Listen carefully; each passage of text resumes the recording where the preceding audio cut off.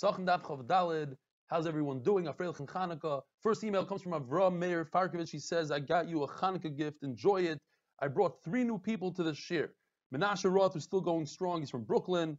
Menachem Barkani from Far Rockaway. And Jay Nathanson from Woodmere, New York. Yesher Koyach. I love that present.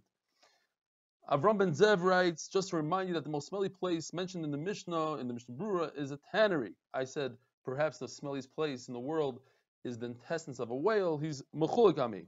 And finally, a big mazel tov to Ari Mack, who just made a siyum on Masechta Shabbos, even though he's still doing the daf with us. Mazel tov, you should go mechayel l'chayel. So, Pesachim Daf Chav Daled is continuing with the sugya. How do we know the Isser Hana by Chametz and by Shara Niskal? Yeshua ben Levi doesn't agree with everything that we said up until this point. He doesn't agree that the pasuk Lo Ye'achel means Isser Hana. He says no, it just means Isser Achila, just eating. Oisai, Nevela, all these things he doesn't agree with. So where does Yeshua ben Levi know that there's Isser Hana by Chametz and by Shara Niskal?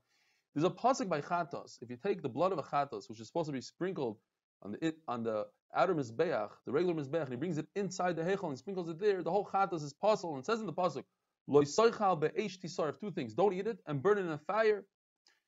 Now, if it says that you can't, if it says you have to burn it, obviously you can't eat it. The pasuk is extra. We have a yisoid im eno in the kant neil yinacher.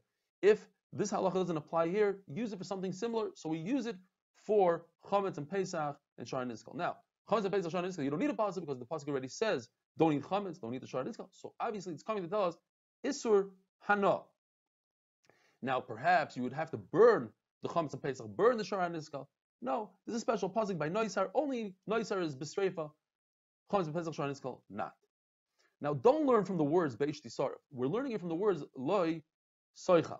Why? Because be'esh tisaref, I need it to tell me that all kachi kachim, for instance, a chat is a mincha oila, a asham, that became possible because the kohen had a machshavas pigul. He was thought to eat them out of their allotted time, out of their allotted space, or the blood spilled. There's no zrikas adam. So you burn it where? In the Azara, that we learn from Beish Tisaref.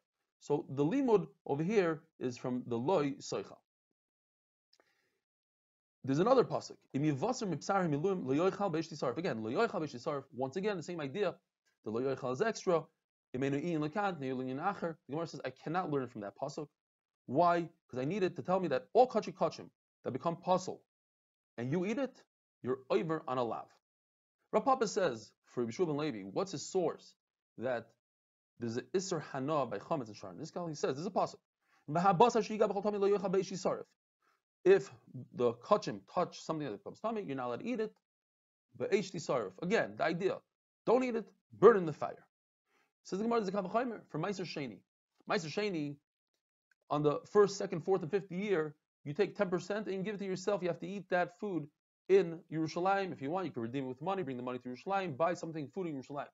But you have to be in a state of tahara. In fact, you say vidui over the fruit, and you say to HaKadosh Baruch Hu, I was in a state of tahara. So if Meiser Sheni, which is very kal, it's not as severe as kachim, it's also to eat when you're tamei. So certainly kachim, it's also to eat when you're tamei. So why does the pasuk have to say that kachim you have to be the tahara? Again, if you don't need the halacha for over here, let's cut it out and paste it somewhere else by chametz, by pesach, and shara niskal. And that's how I know the Isser Hana as well, because I don't need it for Isser Achila, I'll use it for Isser Hana. Now, you can't just do that and say that from a Kavachomer, you'll be Chayiv Malkus on Chametz B'Pesach. Okay, so for that I have a Hekesh. There's a whole pasuk that tells us what foods you have to eat in Yerushalayim. It says in the pasuk, Masar the Goncha Tirosh Vitzarecha. So Masar means Meiser Sheni. That's what we're talking about. And in the same pasuk, there's a Hekesh to Nidarecha V'Nidveisecha, which is referring to Karbanos. And if there's an Einish by Meiser, there's an Einish by Chametz and Pesach Shar Niskal. Perhaps the pasuk is coming to tell us that when you eat Chametz, you're over on 2 lavim. Not that you're over on Isser Hana, but you're over on a second lav. For instance, we know that if you eat an ant, you're over on 5 lavim. The 2 lavim of every sheretz, plus 3 additional for a sheretz that moves on the ground.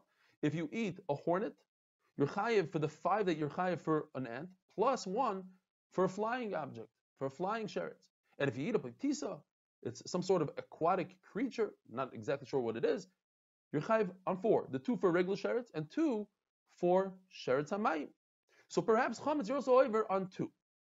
So the Gemara, that's only by a ant, a hornet. We have nothing to do with those psukim, so it comes to add an additional lav. But over here, we have what to do with it. To say that there's an Isser Hana, therefore it doesn't come to teach us an additional lav.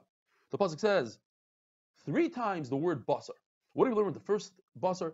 That even wood and the levina, the frankincense, even though they're not edible, they're makabel tuma. The last basar comes to teach that a person who was tar, who ate kachim that were tame, he gets a lav.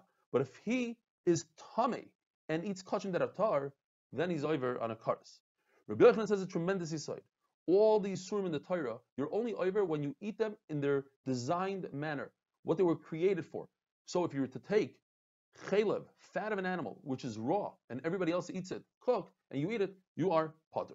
A second lashon is, all these surim in the Torah, you only get malchus if you do it derech hana'asam, not derech achilasam like the first lashon. In other words, if you take this fat from an animal, instead of eating it, you put it on your wound, you are potter, and certainly if you eat it raw. Reb Zera brings a raya from Arla. Arla, fruit that's less than 3 years old, you're not allowed to eat.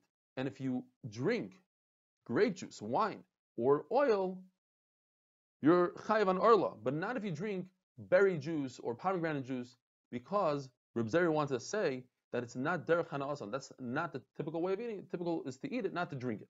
Says Abai, that's not true. The reason why you're potter is because zeya ba'alma. It's just water. In other words, people don't plant these fruits for juice. In our days, everybody discusses orange juice. They do plant it for that. It's different. And Abai comes along and says, this Rabbi Yochanan said that you're not chayiv if you eat it or consume it or have enough from it. Shaloi k'derech hanasan, and not in its designed manner. That's for everything besides klei akarim. That is, if you plant seeds, wheat, in a vineyard or vegetables in a vineyard, you're chayiv even if you take the vegetable and you smear it on your body when the derech is to eat it. Klei akarim is different. Why? Because the Torah doesn't say the word achila. Have a wonderful day.